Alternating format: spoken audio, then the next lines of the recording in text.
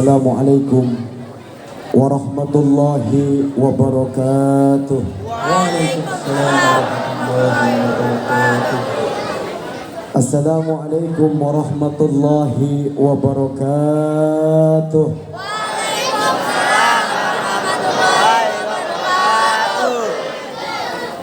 Alhamdulillahilladzi anzala alaina siyama Ramadan syahrun azimun mubarak alladzi fihi rahmatun wa maghfiratun wa idkun minan nar. Asyhadu an la ilaha illallah wa asyhadu anna Muhammadan abduhu wa rasuluhu la nabiyya ba'da. Allahumma salli ala nabiyyika wa rasulika Muhammadin sallallahu alaihi wa alihi wa sahbihi wa sallama tamadahum bihi wa karma wa sallama tasliman kathira. Amma ba'd. Qala ta'ala fi kitabihil karim, a'udzu billahi minasy syaithanir rajim. Bismillahirrahmanirrahim. Subhanalladzi asra bi'abdihi laylan minal masjidil haram ilal masjidil aqsa alladzi barakna hawlahu linuriyahu min ayatina innahu huwas sami'ul basir. Shadaqallahul adzim.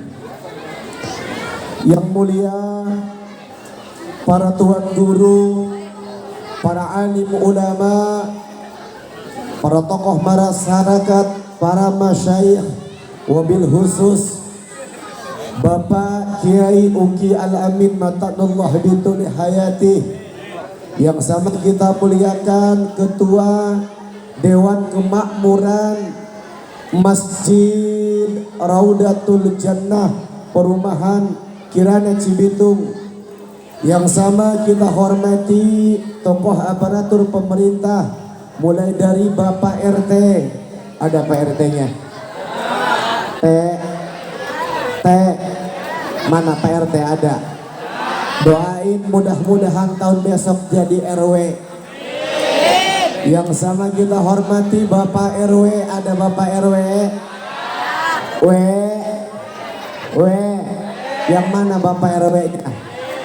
Doain tahun besok jadi lurah. Yang terhormat Bapak Lurah. Ada Bapak Lurah?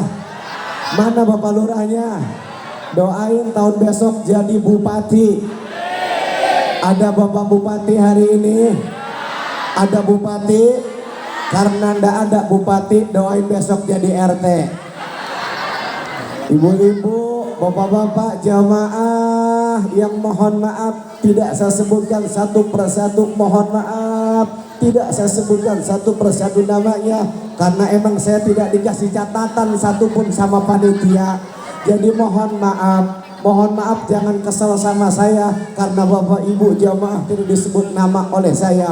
Tapi insya Allah malam ini Bapak Ibu namanya disebut oleh Allah, dibanggakan di hadapan para malaikat, dan malaikat pun memintakan ampunan kepada Allah atas dosa-dosa kita. Insya Allah Bapak Ibu malam ini disebut namanya oleh malaikatnya Allah Subhanahu wa Ta'ala. Jawab yang kompak, mau disebut namanya sama malaikat? Mau disebut namanya sama malaikat? Ijroil. Orang mah tanya dulu kalau ngaji, Ustadz malaikat apa? Begitu, jangan main mau-mau baik. Ini nih resepnya kalau ngaji yang paling depan ibu-ibu. Kalau ibu-ibu mah Pak betul terus. Betul Bu? Oh betul baik. Apa yang betul coba?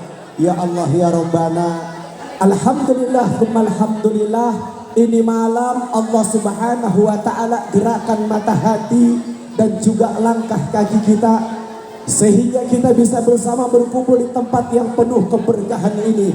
Mudah-mudahan Allah turunkan keberkahan buat kita semuanya.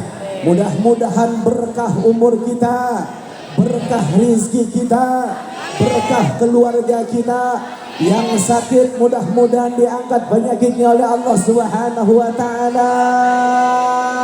Yang belum punya keturunan mudah-mudahan diberikan keturunan yang saleh salehah. Yang janda mudah-mudahan dapat duda. Di sini banyak banget janda ya. Saya doain janda banyak banget yang amin. Bapak-bapak pada mangap, yang mana yang tadi manggil amin katanya. Subhanallah, saya doakan mudah-mudahan sekali lagi keberkahan Allah curahkan atas kita semua, amin ya Rabbal. Salawat teriring salam kita sanjungkan kepada baginda Nabi besar Muhammad, Nabi besar Muhammad sallallahu alaihi wasallam. Mudah-mudahan ini malam yang hadir kelak di aku menjadi umat Rasulullah sallallahu alaihi wasallam, sekaligus mendapatkan syafaatul uzma dari baginda Rasulullah Muhammad sallallahu alaihi wasallam. Amin amin amin ya rabbal alamin. Ibu jamaah, saya kalau di tempat lain insya Allah tausiah ceramah bisa sampai 2 jam ibu. Kenapa? Karena yang paling depan yang duduk itu perawan, maka saya kuat 2 jam. Di sini saya nggak tahu berapa jam saya di sini karena yang duduk paling depan. Bukan saya yang bilang, ibu-ibu yang bilang, nenek-nenek katanya. Saya mah sumpah kagak bilang. Jamaah yang mudah-mudahan dirahmati Allah Subhanahu wa taala. Mudah-mudahan sekali lagi yang hadir di yaumil akhir mendapatkan syafaat baginda Rasulullah Muhammad sallallahu alaihi wasallam. Amin. Amin.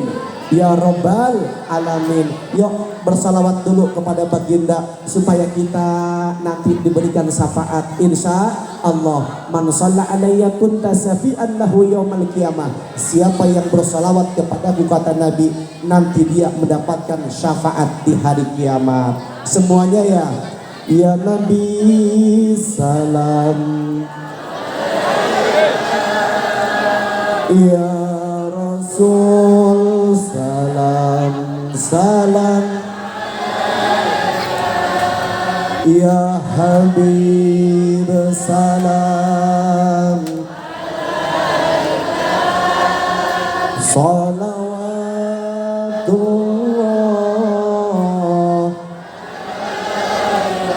Semuanya yang kompak. Ya Nabi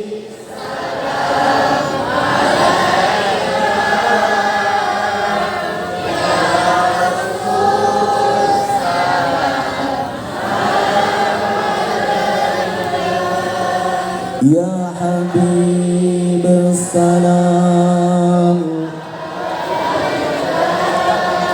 salawatullah.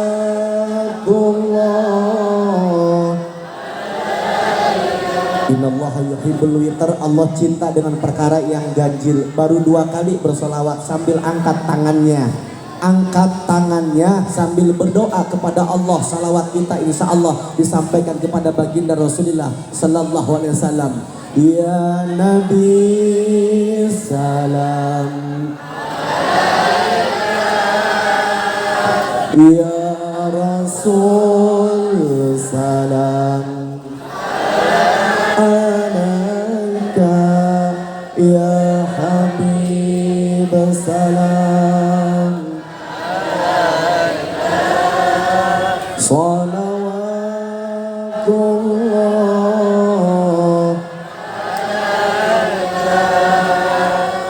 Jamaah yang mudah-mudahan rahmat Allah Subhanahu wa taala. Peristiwa Isra wal Mi'raj baginda Rasulullah sallallahu alaihi wasallam itu terjadi pada masa tahun Ammul Hazan. Apa itu Ammul Hazan? Yaitu tahun duka cita, tahun kesedihan, karena Rasulullah sallallahu alaihi wasallam di usia kurang lebih 51 tahun Rasulullah diuji oleh Allah dengan ujian yang luar biasa. Apa ujian Rasulullah? ditinggal wafat oleh dua orang yang amat beliau cintai. Siapa yang pertama? Adalah istri beliau yang bernama Siti Khadijah.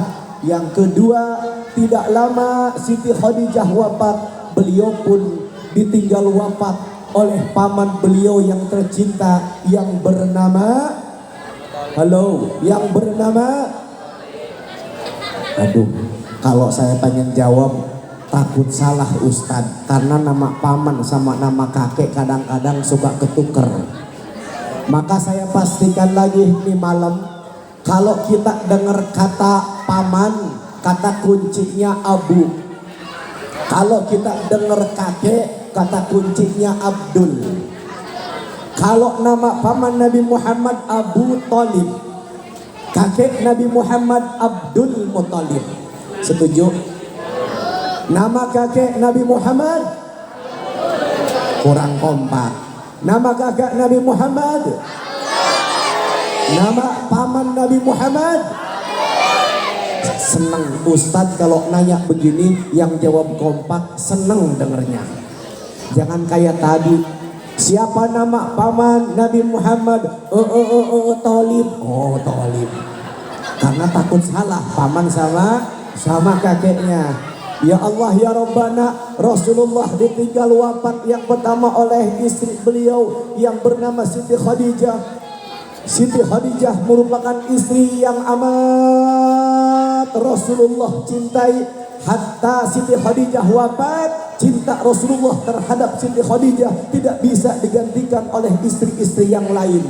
Sehingga cintanya Rasulullah dengan Siti Khadijah menjadi sebab cemburunya istri Allah yang bernama Siti Aisyah. Ibu, nggak ada yang nyaut, Neng. Ya elah, panggil Neng nyaut, panggil ibu kagak mau. Ibu, Neng, kompakan Neng ya. Ya Allah ya Rabbana, Siti Khadijah itu merupakan istri yang amat dicintai oleh Rasulullah Sallallahu Alaihi Wasallam. Sehingga bagaimana Siti Khadijah itu menjadi satu hal yang mencemburui siapa istri Rasulullah, utamanya Siti Aisyah. Satu waktu ketika Rasulullah tengah tidur, Rasulullah berbicara sendiri. Apa bahasanya orang sini kalau lagi tidur kemudian ngomong sendiri? Ngigau barangkali. Rasulullah itu ketika tidur bagaimana? Rasulullah menyebut nama Siti Khadijah di depan Siti Aisyah. Lagi tidur di depan istrinya Siti Aisyah, bagaimana kata Rasulullah? Khadijah, Khadijah. Ya Allah, Siti Aisyah mendengar Rasulullah menyebut nama Siti Khadijah, bagaimana sakitnya tuh di sini. Cemburu Siti Aisyah. Sampai ketika Rasulullah bangun, Siti Aisyah mengatakan, wahai baginda, jangan kau sebut nama Khadijah, aku cemburu. Kau boleh sebut nama istri-istri yang lain, tapi tidak dengan Khadijah. Aku cemburu. Apa kata Nabi? Maaf, Khadijah tidak bisa digantikan oleh istri yang manapun sampai akhir hayat nanti. Inilah cinta Rasulullah dengan Siti Khadijah. Bu, ibu, kebayang nggak kalau ibu lagi tidur sama suami, lagi ibu tidur bareng suami, tiba-tiba ibu belum tidur, suami udah ngorok. Tiba-tiba pas suami lagi tidur, suami ngigau, yang dipanggil di depan ibu nama mantannya. Misalnya kata suami, Nena, Nena, mohon maaf ada nama Nena sini. Mohon maaf agak jadi daya. Ganti Wati, Wati. Ada nama Wati? Ada, mohon maaf. Ganti ya. Neneng, Neneng. Ada baik. Ini pasaran banget sih ini nama ya. Mudah-mudahan yang keempat kagak ada ya. Susi. Ada lagi. Saya yakin saya sebut yang kelima pasti nggak ada di sini namanya. Laki kita ngigau nama mantan.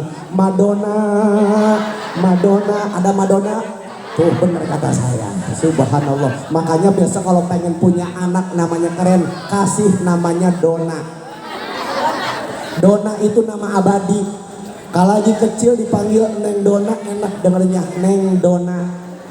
Udah teteh teh Dona. Jadi emak-emak dia keren, Madonna. Begitu. Jamaah yang mudah-mudahan dirahmati Allah Subhanahu wa taala. Kenapa Siti Aisyah begitu cemburu dengan Siti Khadijah? Pantas Rasulullah menjelaskan dalam hadisnya, arba'atun khairun nisa'i fil alamin, 4 wanita yang mulia yang hidup di alam dunia. Yang pertama siapa? Yang pertama Maryam bintu Imran, wa Khadijah binti Khuwailid, wa Fatimah bintu Rasulillah, wa Asiyatu. Yang pertama adalah Maryam putrinya Imran, yang kedua adalah Khadijah putri Khuwailid, yang ketiga Fatimah putri Rasulullah, yang keempat Siti Asiyah yang menjadi istri Fir'aun. Inilah 4 wanita yang mulia yang hidup di alam dunia ini. Pertanyaan saya, ibu, Neng, mana yang perawan ini? Yang perawan duduk paling depan apa? Biar Ustaz semangat. Perawan mana perawan? Ibu-ibu mana? Coba angkat tangan dulu. Yang perawan angkat tangan. Perawan angkat tangan. Nenek-nenek diam. Saya tanya perawan. Perawan angkat tangan. Ibu-ibu angkat tangan. Yang janda angkat tangan. Subhanallah. Kalau saya boleh tanya, kira-kira kalau Ibu Neng yang hadir, kalau boleh memilih 4 wanita mulia, kira-kira mau jadi siapa? Mau jadi siapa? Cie nenek-nenek Khadijah. Tapi mohon maaf, Rasulullah menyebut nama yang pertama bukan Khadijah, tapi siapa Rasulullah menyebut nama pertama adalah Maryam bintu Imran. Ada apa dengan Maryam bintu Imran? Beliau adalah sosok yang sangat mulia. Saking mulianya beliau diabadikan dalam Al-Quran menjadi salah satu surat, namanya surat Maryam. Bahkan punya orang tua mulia namanya Imran, disebut menjadi salah satu surat dalam Al-Quran, namanya surat Al-Imran. Ada nggak nama ibu bapak dalam Al-Quran menjadi nama surat? Surat Jainal, nggak ada. Surat Jainuddin, nggak ada. Jangan kata bapak ibu, saya juga nggak ada. Surat Aang, nggak ada surat Aang. Tapi saya nggak sedih, walaupun saya nggak ada surat Aang, tapi nama saya sering disebut oleh orang-orang, sering dibaca dalam Al-Quran. Mana? Aang dartahum amlam tungdirhum la yu'minun. Tuh, jadi saya bahagia. Ibu Wati bilang, la elah sombong amat Ustaz Aang. Gua gini menama Wati dalam Al-Quran ada. Mana nih? Lillahi ma fis samawati wa ma fil ardi. Oh iya keren, subhanallah. Jamaah yang mudah-mudahan dirahmati Allah. Makanya di sini ibu-ibu kalau lagi hamil, anaknya ketahuan, anaknya perempuan, dia baca surat Maryam. Kalau yang lahirnya, yang hamilnya anaknya katanya laki-laki, yang dibaca surat. Kenapa dibaca surat Yusuf? Nah ini yang kudu dilurusin. Katanya biar ganteng, bukan biar nanti anaknya bisa memiliki sifat seperti Nabi Yusuf. Nabi Yusuf itu apa? Bukan seorang pendendam. Nabi Yusuf itu pemaaf. Nabi Yusuf pernah difitnah oleh Siti Zulaikha. Ya, tapi bagaimana sampai Nabi Yusuf di penjara, tapi keluar dari penjara Nabi Yusuf tidak membalas kejahatan Zulaikha, tapi dibalas dengan cinta, dengan lope. Dinikahilah Siti Zulaikha oleh Nabi Yusuf alaihi salam. Nabi Yusuf kecil pernah dibuang oleh saudaranya ke sumur tua. Ketika Nabi Yusuf besar, dewasa, menjadi penguasa, bagaimana saudaranya dirangkul. Inilah Nabi Yusuf. Jadi kalau ibu punya anak laki-laki yang dibaca surah Yusuf, maksudnya biar anak kita nanti laki-laki punya sifat seperti Nabi Yusuf, bukan gantengnya. Kalau ganteng mah tergantung babanya. Kalau bapaknya hitam, pesek, gemuk, pengen kayak Nabi Yusuf, ora bisa. Soal masalah anak mah itu mah tergantung biangnya. Makanya saya kasih tahu, kalau ibu pengen punya anak, pengen tahu anak saya laki kayak siapa, saya kasih tahu caranya. Tepat jam 12:15 malam, nggak boleh kurang, nggak boleh lebih. Bagaimana tatap wajah suami ibu baik-baik, dideketin, liatin mukanya biar jelas, maka nanti kalau lahir anak ibu mesti mirip suami ibu. Jamaah yang mudah-mudahan dirahmati Allah Subhanahu wa ta'ala. Inilah saya katakan, Nabi kita ditinggal wafat Siti Khadijah, ditinggal wafat oleh siapa? Abu Thalib. Maka bagaimana Rasulullah bersedih hati? Yang menjadi Rasulullah bertambah sedih bagaimana?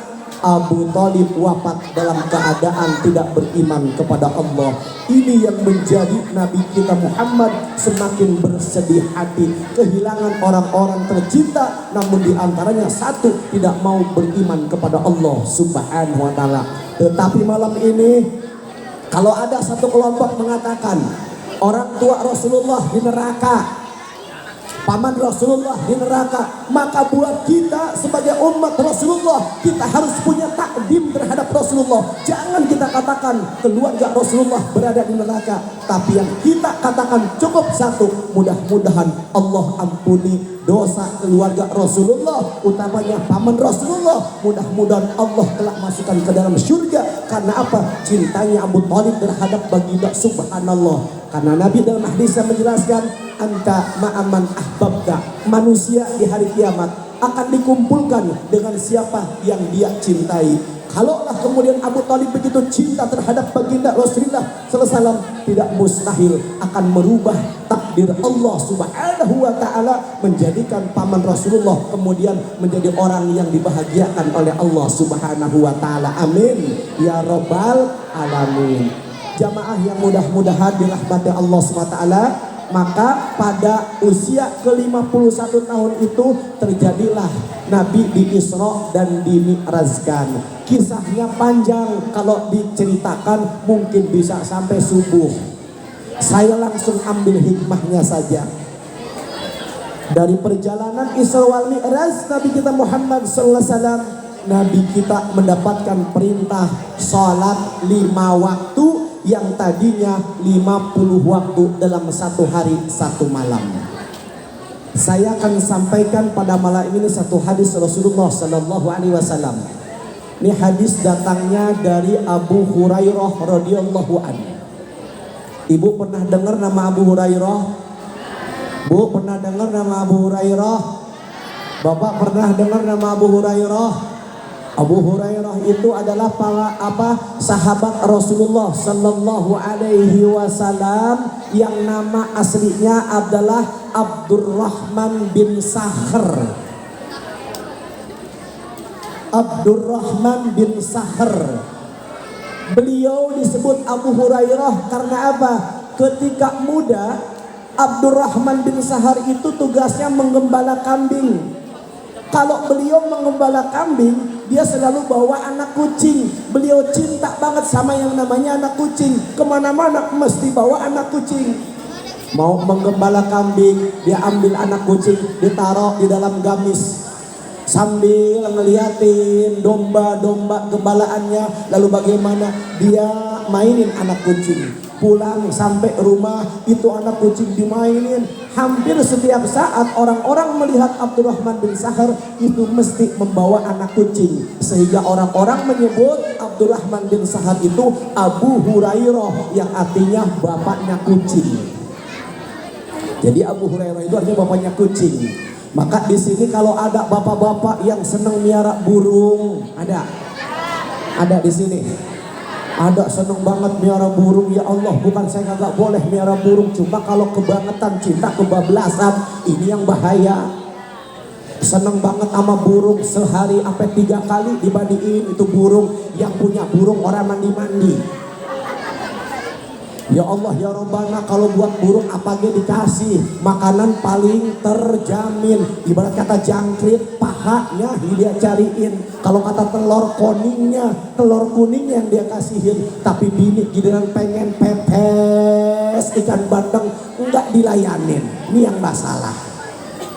Kemana-mana yang dibawa burung, kadang-kadang dibonceng sarang burung. Giliran bini pengen dibonceng main ke depan, ke pasar pamor, kagak mau. Ini yang masalah.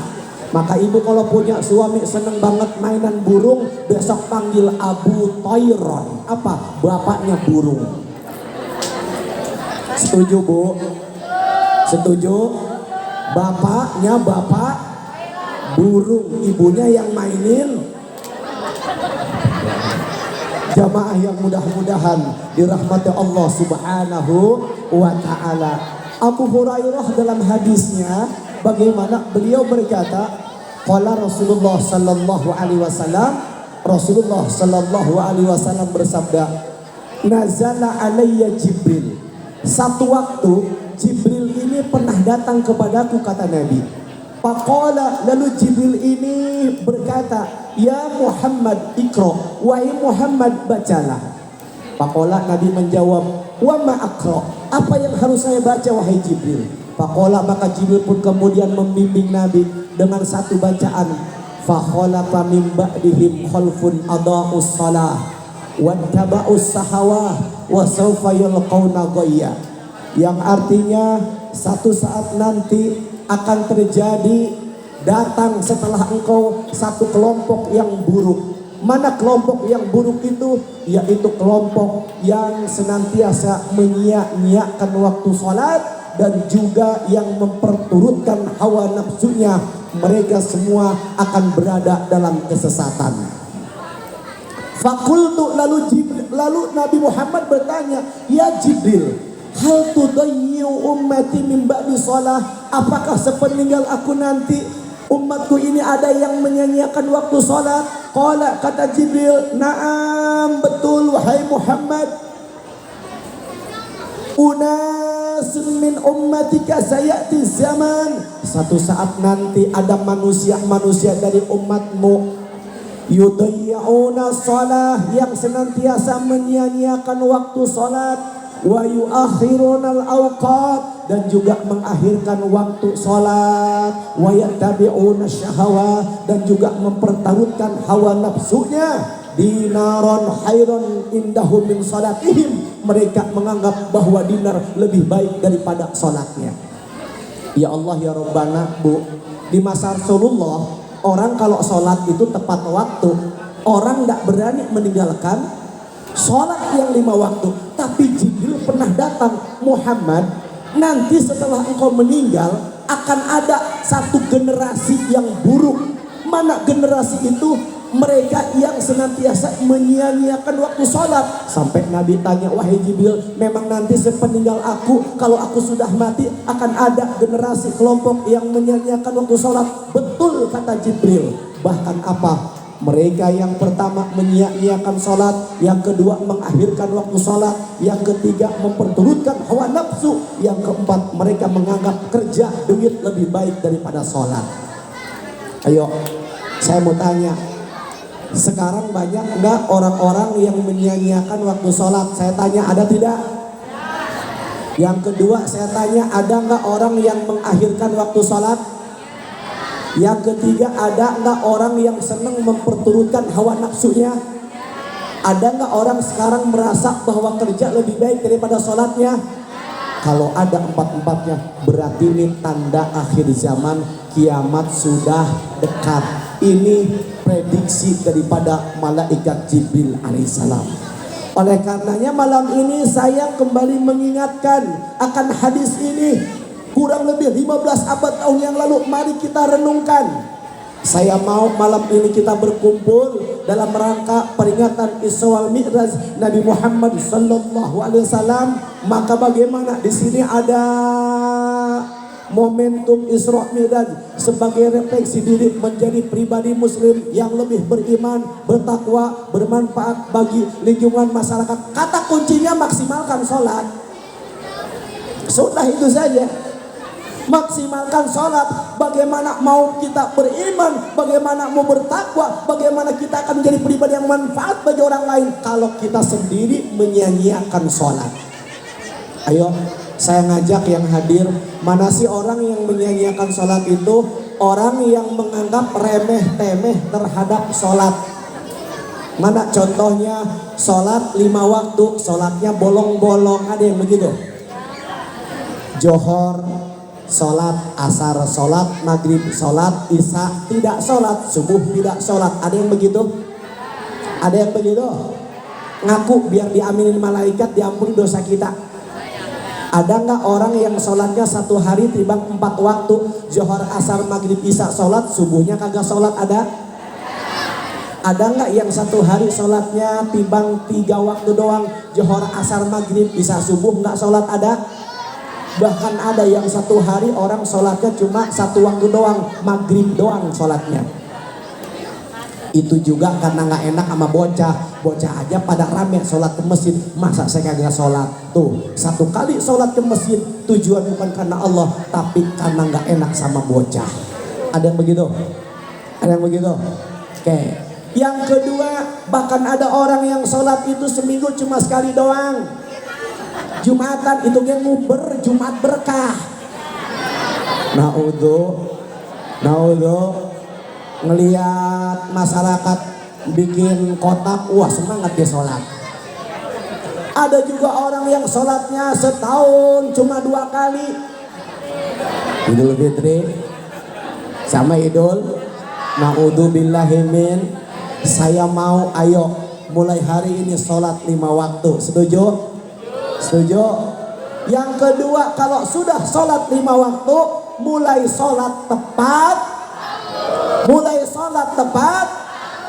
Inna sholata kanat 'alal mu'minina kitaban mauquta. Sesungguhnya sholat itu merupakan satu ibadah yang sudah ditentukan waktunya. Maka kalau sekarang banyak orang mengakhirkan waktu sholat, pertanda akhir zaman, kiamat sudah dekat. Mana orang yang mengakhirkan waktu sholat? Sholat Johor jam 12, sholatnya setengah 2, ada yang begitu. Ashar jam 3, sholatnya setengah 5. Sholat asar mepet ke maghrib, sholat mepet ke isya. Emang karena apa? Karena lagi kagok, lagi seru nonton film Love Story, lagi resep-resepnya sekarang. Si Rama kawin lagi sama siapa? Tuh ada yang tahu, subhanallah. Si Ken nama Maudi. Ya Allah ya Robbana, kalau ada model orang yang sholat sudah mulai mengakhirkan waktu sholat, maka mulai hari ini ayo sholat tepat waktu. Saya mengajak, karena Anda sholat tepat waktu sama tidak sholat tepat waktu kan sholat juga, betul? Kalau sudah sholatnya tepat waktu, yang ketiga saya ngajak, ayo sholatnya khusyuk. Sholatnya, kalau sholat khusyuk bagaimana? Ingat Allah. Jangan sholat lama banget. Kata anaknya, emak gue kok lama banget sholatnya. Ya Allah, gak taunya apa? Pikirannya minyak goreng naik sekarang 47.000. Mana mereknya Resto lagi. Ya Allah ya Robbana. Bagaimana cara sholat itu kalau bisa khusyuk? Nih, 1. Kalau kita pengen sholat khusyuk, kata kuncinya yang pertama, apa yang kita baca kita mengerti. Penyakit kita bagaimana puluhan tahun kita sholat, kita membaca bacaan sholat, tapi kita nggak paham apa yang kita baca. Betul apa betul? Coba kalau yang dibaca kita paham. Inna salati wa nusuki wa mahyaya wa mamati lillahi rabbil alamin. Sesungguhnya salatku, ibadahku, hidupku, matiku, semuanya karena Allah subhanahu wa ta'ala. Ya Allah, dia salatnya semakin lama akan semakin khusyuk. Semakin panjang bacaan salat, maka akan semakin terbawa hatinya menikmati alunan-alunan bacaan-bacaan dalam salat. Betul? Betul. Kalau nggak tahu bacaan kan repot. Berantem bini laki di rumah dibawa sholat, kan ada ibu-ibu sholat manyun. Kenapa? Lagi kesel sama laki, ngapa dibawa sholat? Allahu Akbar, kesana lagi Allahu Akbar. Dibaca. Keselama lagi di bawah sholat. Inna sholati wa nusuki. Keselama lagi. Ya wa mamati lillahi. Karena nggak tahu bacaan sholat. Coba, maka sekarang banyak penyakit kalau ada orang sholat imamnya panjang itu digedegin. Saya mau tanya, di sini suka taraweh tidak? Tarawehnya berapa rakaat? Tarawehnya berapa rakaat? Di tempat saya 23 rakaat, ada juga yang 11 rakaat. Ada yang tanya, Ustadz, yang 11 rakaat sama 23 rakaat itu bagaimana? Kata saya, kalau di tempat lain barangkali yang 11 rakaat dia pahamnya 11. Tapi sekarang kadang-kadang orang 11 rakaat bukan karena paham, karena pengen cepetnya. Saya mau tanya, seumpama sholat taraweh 23 rakaat, imam taraweh begini bacanya, sholli sunnat tarawih rakaataini, adaan imaman lillahi ta'ala, Allahu Akbar, Bismillahirrahmanirrahim, Alhamdulillahi Rabbil Alamin, Ar-Rahmanirrahim. Mungkin ibu-ibu bilang emang soalnya mah enak lamaan. Benar apa benar? Benar apa benar? Imam Rasulullah ghairil maghdubi alaihim waladdallin.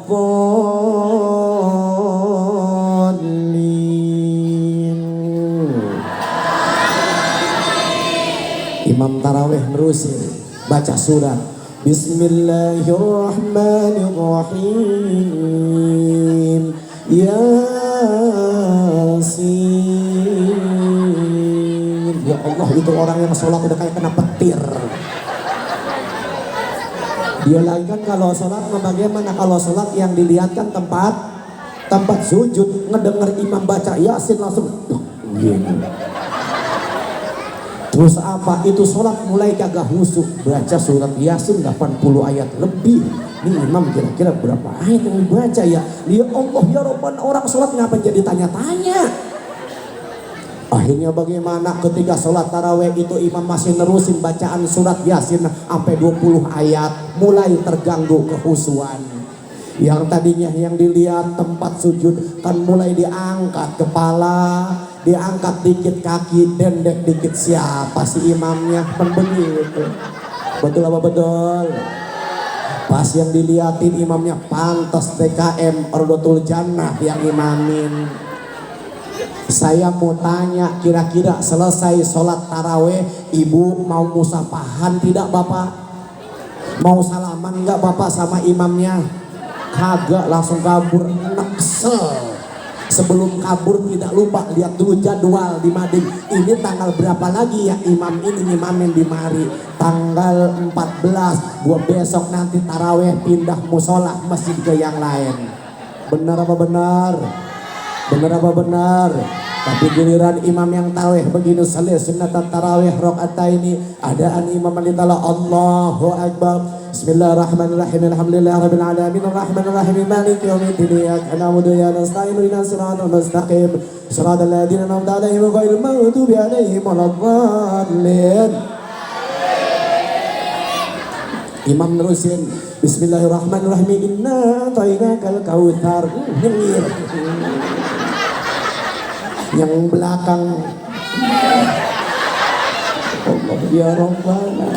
Kenapa kita bisa begitu panjang bacaan ndak khusyuk? Karena kita tidak tahu apa yang kita baca. Setuju? Maka kalau pengen Ustadz susah banget sholat khusyuk, apa sih? Banyak jamaah tanya, Ustadz kalau pengen sholat khusyuk bagaimana? Satu kata saya apa? Pahami yang kita baca, insya Allah sholat kita khusyuk. Yang kedua, kalau pengen sholat khusyuk bagaimana? Hindarkan, jauhkan dari perkara yang mengganggu kehusuan sholat kita. Maka ada kadang-kadang masjid itu dituliskan tuh di masjid bagaimana handphone silent, matikan handphone. Karena mohon maaf bapak kalau sholat matiin handphone itu ganggu banget.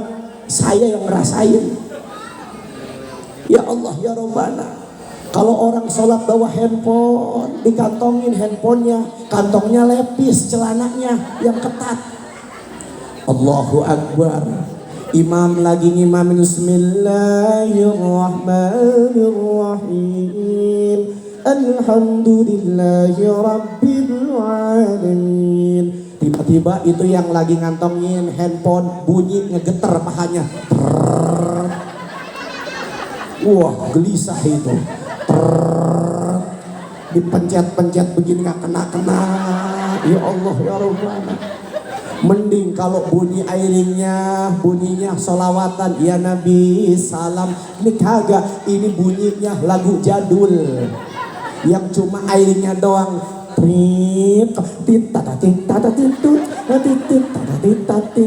Ya Allah ya Rabbana, dipencet kagak kena-kena. Apaan imam sholat jadi bengong.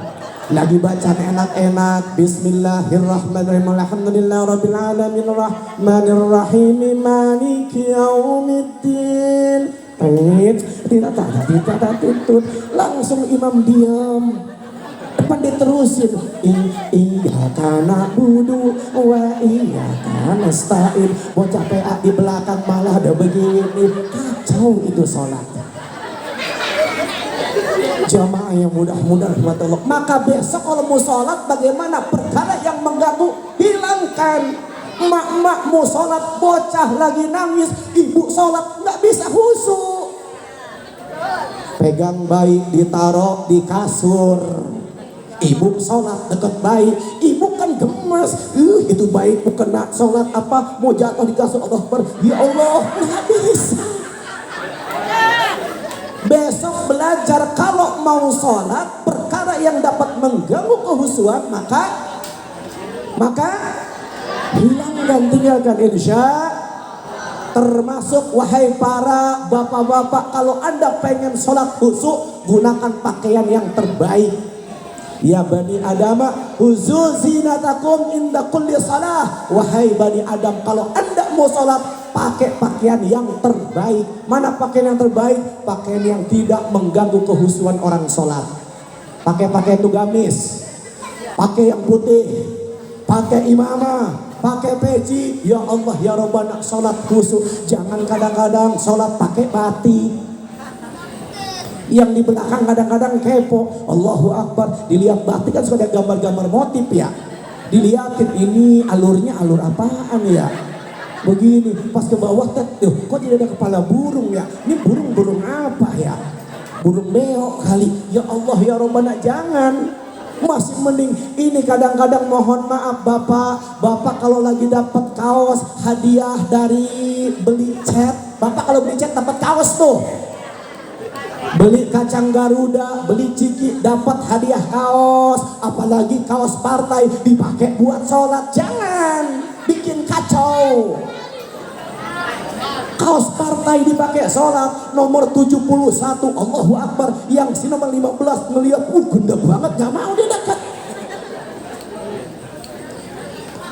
Pakai pakaian yang pakai apa? Dapat hadiah kacang Garuda, dipakai sholat. Mending sholat tahu diri di belakang, sholat paling depan di belakang imam. Allahu Akbar. Yang belakang kan kepo, bukan ibu-ibu doang yang kepo, bapak-bapak kepo bu. Coba tanya bapak-bapak, kalau ada orang yang sholat pakai baju ada tulisan itu dibaca lagi sholat. Ruku, Allahu Akbar. Yang belakangnya, Sami ya Allah, dilihat, dibaca kacang Garuda, renyah rasanya, gurih aroma. Allah, jangan dipakai. Pokoknya hadiah kacang goreng, hadiah dari sekarang beli 2 kilo dapat hadiah kaos. Buatnya apa? Buat kerja bakti. Jangan dipakai buat sholat. Ini perkara yang dapat menjadikan kehusuan sholat kita menjadi bias.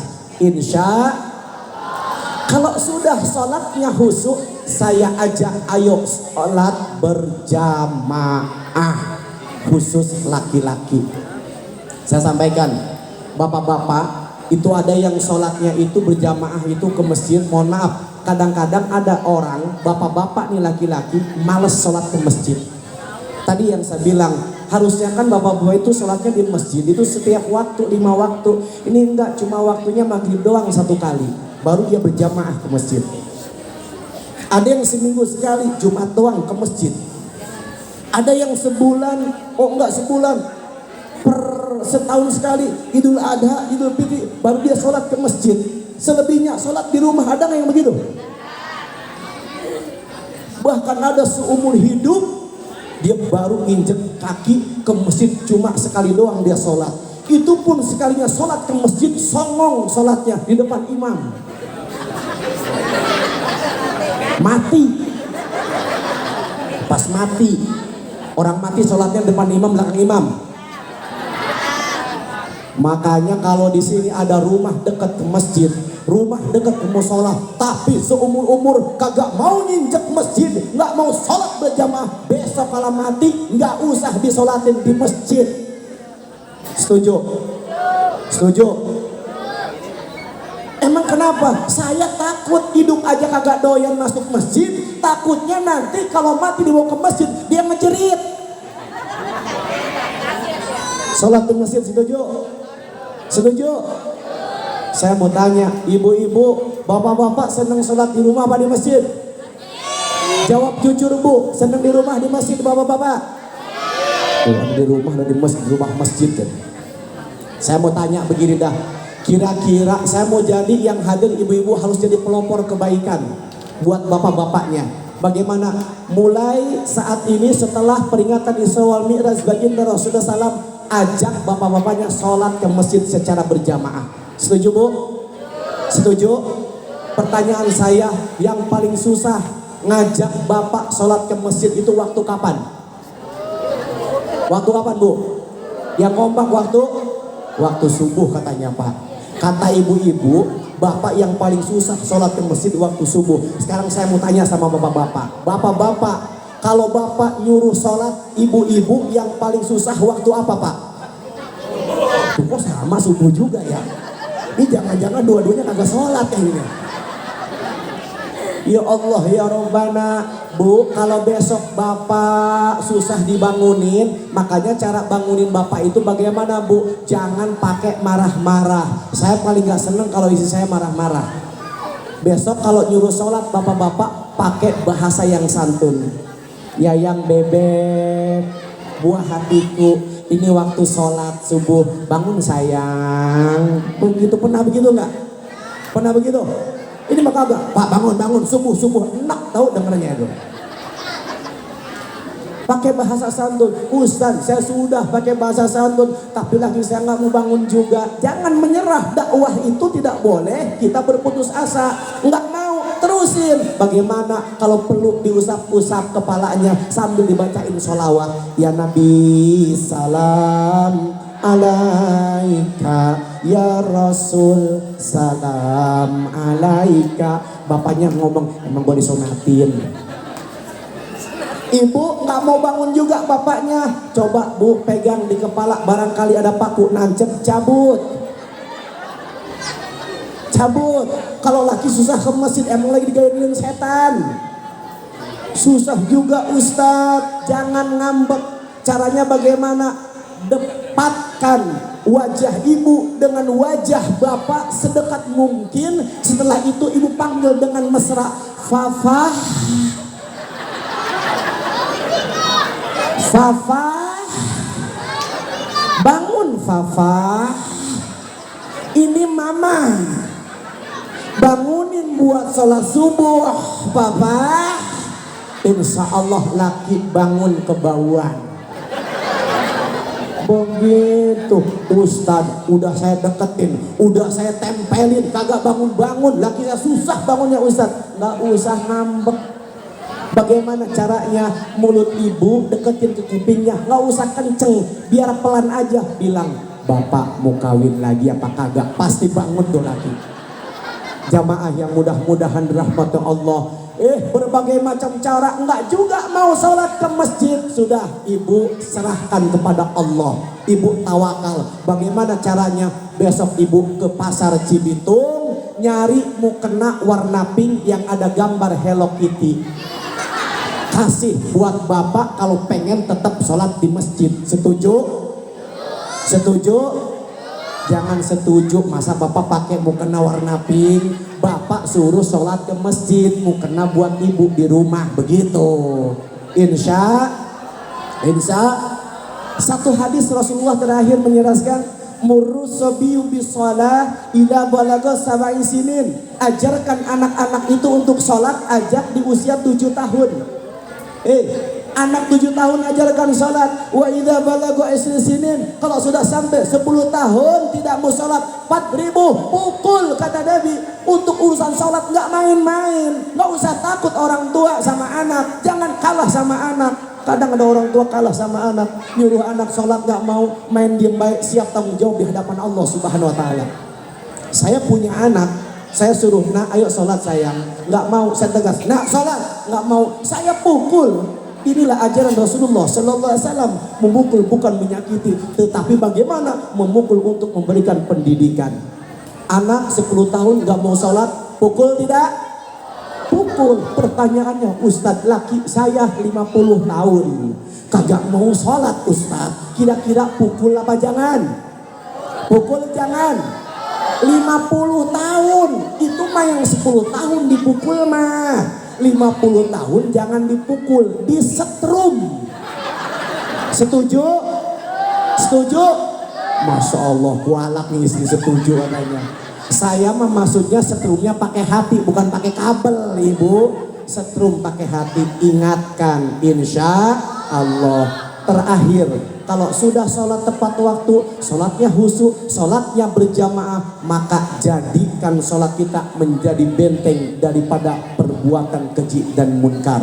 Aqimis sholat, inna sholata tanha 'anil fahsya'i wal munkar. Dirikanlah sholat, karena sungguh sholat itu mencegah perbuatan keji dan munkar. Jangan sampai kita sholat tapi masih berbuat maksiat.